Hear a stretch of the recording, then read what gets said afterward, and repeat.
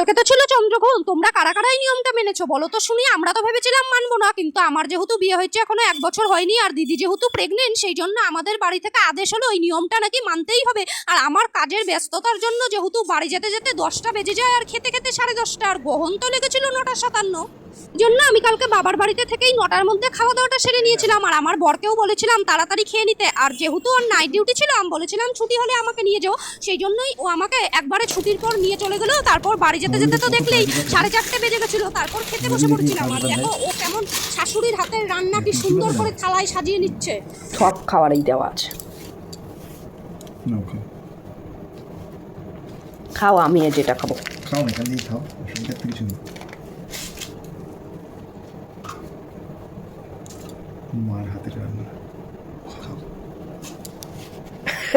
কি হচ্ছে এমন করে বা সাজানোর কি হলো?